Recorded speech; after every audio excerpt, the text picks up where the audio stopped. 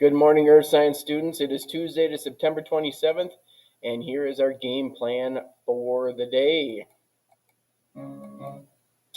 We're going to continue on talking about being able to follow lab safety procedures and use lab equipment to make accurate measurements with the metric system. So as we work with that, we're going to kind of wrap up our measurement lab from yesterday and then get into SpongeBob for today. So we'll get a quick little review time. We'll get back together with our groups. We'll wrap up the measurement lab. If you missed the measurement lab, we will take care of that when you get back. Otherwise, we'll get what we got for the people that were here. And we'll turn that in after a little review session. Then we're going to talk about our study guide. So I had mentioned this yesterday with the lab that as you were going around, you could be talking about getting your study guide finished. So I'm going to go through these fairly quickly and you can pause the video and fill them out. So thermometer is going to measure temperature. We measure it in Celsius. Some tips for doing that is just make sure that you allow the thermometer to, sit in the liquid long enough so it takes an accurate temperature. Metric ruler is going to measure length or distance. We measure in millimeters, centimeters, meters, kilometers.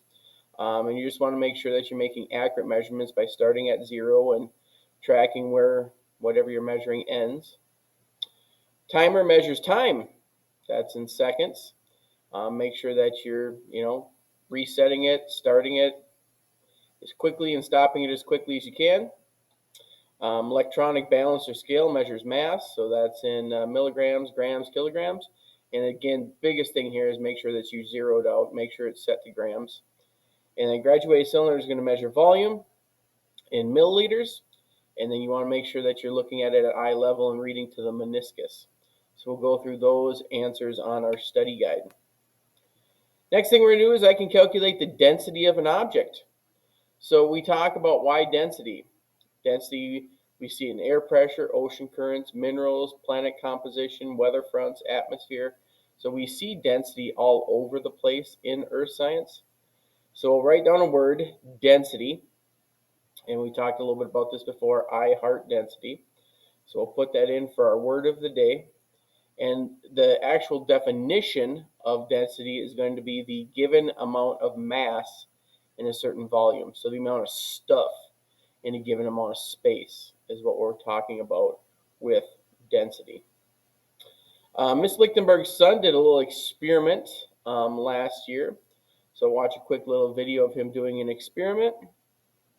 I'll have a demo up front talking about Pepsi and Diet Pepsi, how one floats and sinks.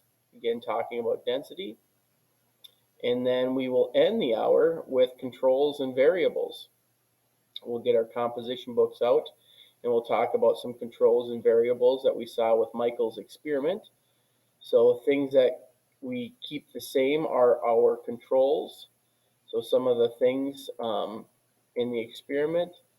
The variables are what we are changing in the experiment. We have an independent variable and a dependent variable. So we'll talk about independent and dependent variables. In our composition notebook, we'll jot down these notes. So when you get back, make sure to jot down these notes. So you can jot them down on a sheet of notebook paper and then put it in your composition book. Feel free to pause the video so you can write it down. And then we will get into SpongeBob. So kind of a trifecta day. We got 3 things, wrap up the measurement, talk a little bit about density, and then get into some background information with controls and variables. So we'll go through this together. I will have this attached to the Google Classroom post. And that is as far as we will get for today. And maybe get like through the beginning part of SpongeBob. I think there's an example problem that we'll take a look at. And then we'll continue on with SpongeBob tomorrow. So that will be kind of our game plan for the day. If you have any questions, make sure to reach out. I will attach SpongeBob down below on the Google Classroom post. And like I said, just going through the background information and doing maybe the first practice problem is what we will do. And then we will continue with SpongeBob tomorrow. Have a wonderful day. Take care.